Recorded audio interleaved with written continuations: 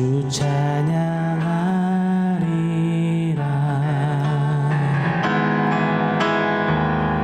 주 찬양하리라.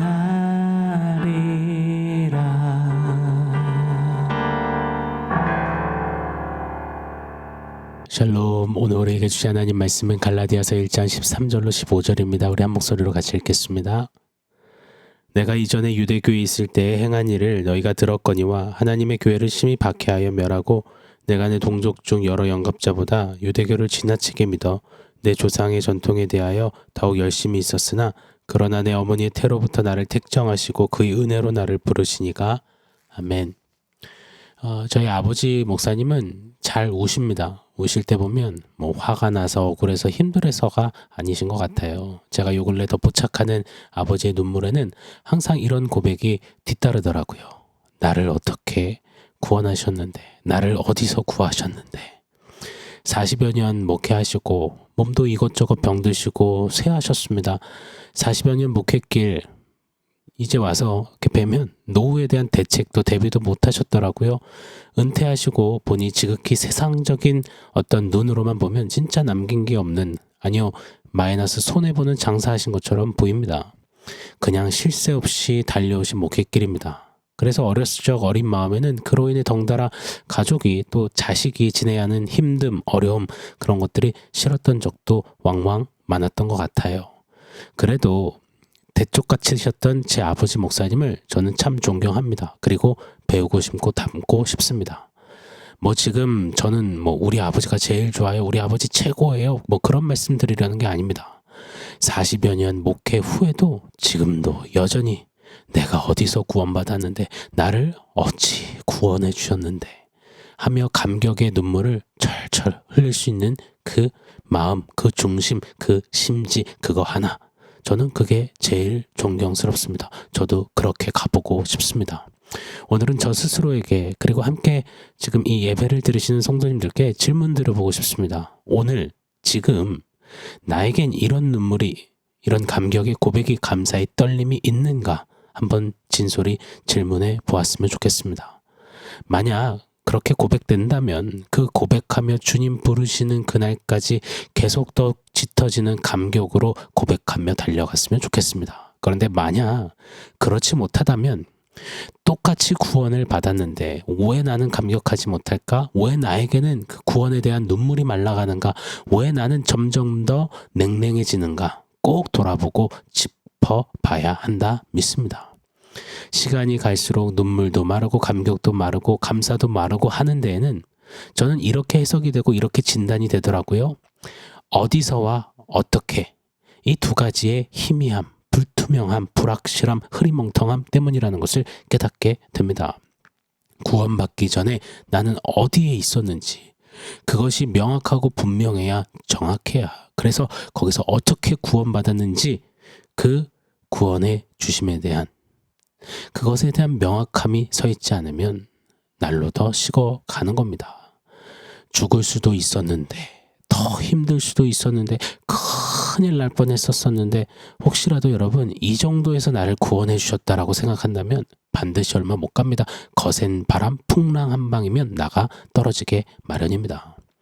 우리에게 베푸신 구원을 119 구조대의 재빠른 구조, 뭐 어떤 의인의 심폐소생술, 어느 시민 영웅이 베풀어준 용기 있는 도움, 이 정도로 여겨서는 아니 될 것입니다. 오늘 드린 찬양, 나 같은 죄인 살리신 주 은혜 놀라와, 이거 수없이 부르지만 그러다가 뭐 얻어 걸리듯이 한두 번 막 눈물도 나고 감격도 되지만 그 외에는 나머지는 그냥 입을 지나고 귀를 스쳐가는 영혼 없는 노래가 되어지는 이유는, 나 같은 죄인이 어떤 자였는지, 나 같은 죄인은 어디에 서 있던 자였는지 그것을 진짜 모르기 때문 아니겠습니까? 로마서 5장 20절에 이런 말씀이 있습니다. 그러나 죄가 더한 것에 은혜가 더욱 넘쳤나니. 아멘. 내 죄가 얼마나 큰지, 내가 죄인으로 서 있던 그 자리가 얼마나 무섭고 더럽고 절망적이었는지를 알 때 거기서부터 건지신 구원의 은혜에 더욱 감격할 수 있다라 말씀하시는 겁니다. 1만 달란트 탕감받은 사람과 100데나리온 탕감받은 사람의 마음가짐이 여러분 같을까요? 100데나리온 탕감받은 사람은 감사하다가도 1만 달란트 탕감받은 사람의 소식이 들려오면 아마 금세 낯빛이 달라질 것입니다. 오늘 바울을 한번 보시자고요. 그는 부활하신 그리스도 예수를 만난 후 구원을 받았습니다. 그때부터 속된 말로 진짜 홀라당 미쳤습니다. 입만 열면 주 예수의 복음. 또요. 그는 고생도 직살이 했습니다. 고린도후서 11장 23절 이하에 보면 이런 말씀이 있어요.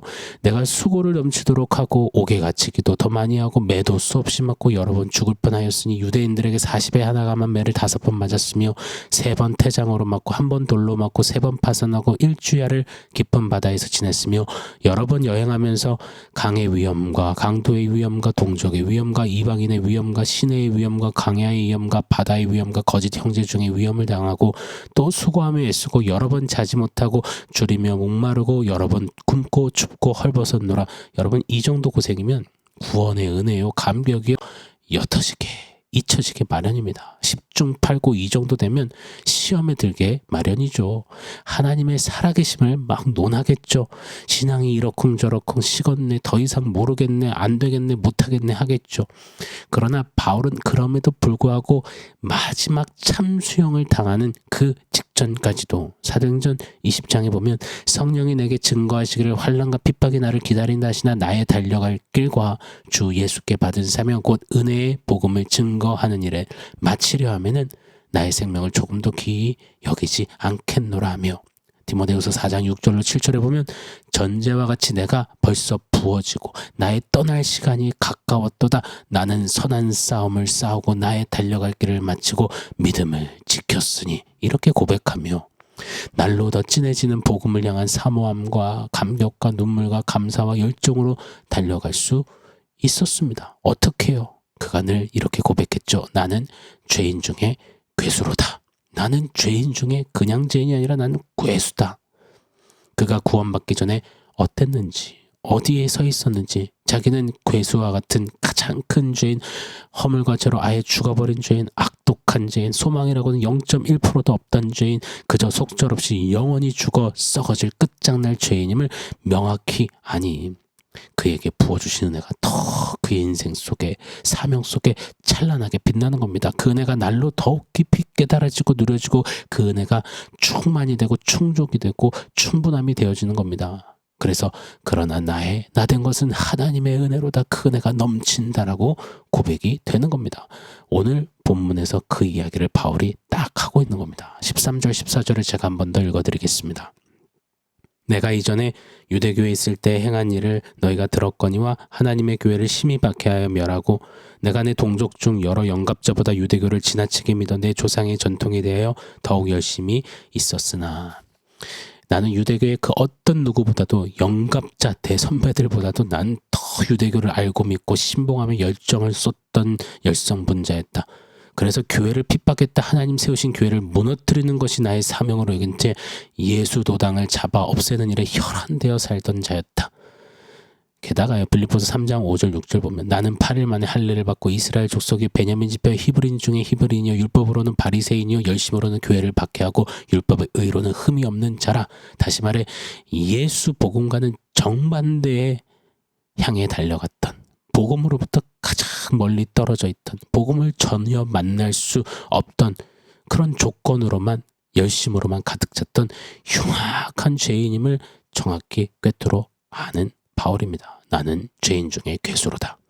그렇게 절대 변화될 수 없던 자신을 돌아보니 복음 위에 목숨을 거는 자로 변화시킨 것은 어떤 것으로도 불가능하다. 이 복음은 사람의 노력으로 기획, 연출로, 주작으로 사람에게 배어서 사람에게 들어서 사람에게 받아서 된 것이 아니라 오늘 본문 15절입니다.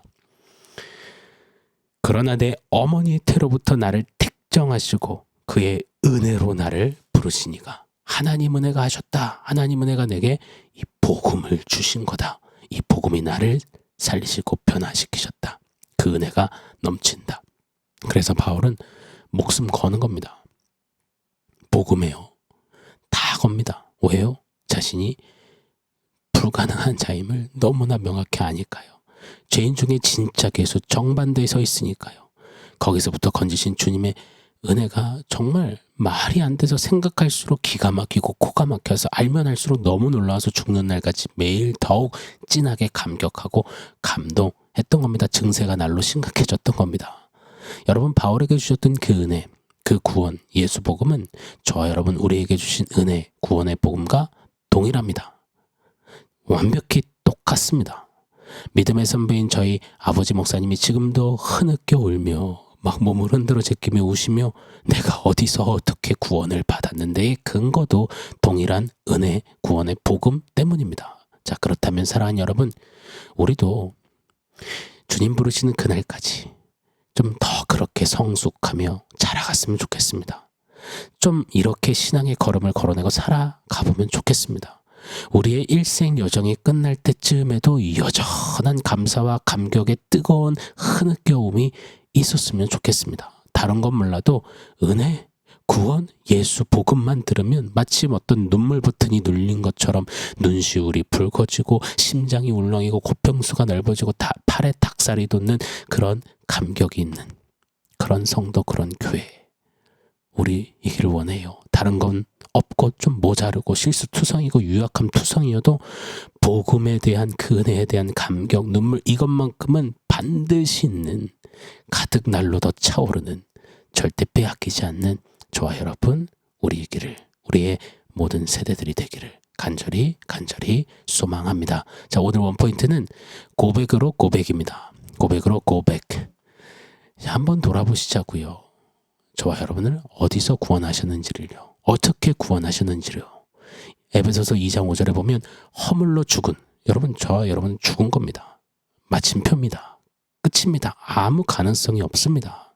조금 더 의로워지고 착해지고 잘 살아보고 뭐 괜찮은, 아니요, 가능성이 아예 없는 죽은 겁니다. 그런 우리를 그리스도와 함께 살리셨고 그리스도의 죽음으로 살리셨고 너희는 은혜로 구원을 받은 것이라. 아멘. 머리가 아니라 가슴으로 이 말씀을, 또 오늘 본문의 바울의 고백을 우리도 함께 되뇌이며 나를 어디서 어떻게 구원하셨는지 좀 다시 한번 새기고 진솔히 반응하며 좀 묻어졌던, 막혀있던 우리의 눈물과 감사와 감동을, 감격을 좀 터쳐내기를 원합니다. 우리도 고백해 보시자고요. 이 진짜 고백으로 고백하시자고요. 우리 매일 내가 어디서 어떻게 구원받았는데, 이 고백으로 고백하며 달려가는 저와 여러분 우리에게를 예수 이름으로 축원합니다. 아멘. 사랑하는 성도 여러분, 오늘 말씀과 원포인트 기억하면서 우리 결단하며 기도하겠습니다.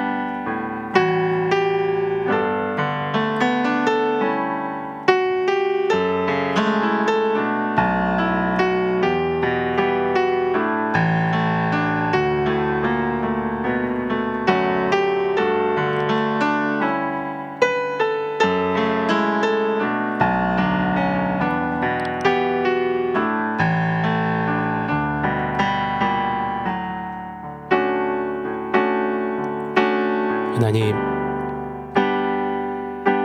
바울이 늘 감격하며 눈물을 뿌렸던 나를 어디서 어떻게 구하셨는데, 죄인 중에 괴수인 나를 주님이 어떻게 살리셨는데 그 은혜가, 그 은혜의 복음이 얼마나 존귀한데, 그렇게 감격하며 끝까지 눈물을 뿌리며 달려갔던 것처럼 하나님, 우리도 다른 건 몰라도 매일매일 짙어지는, 더 강렬해지는 주님 이 복음의 은혜에 대한 감사와 감동, 감격이, 눈물 뿌림이, 벅차오름이 더해지도록 우리 하나님께서 오늘 말씀대로 역사하여 주시옵소서. 예수님의 이름으로 기도합니다. 아멘.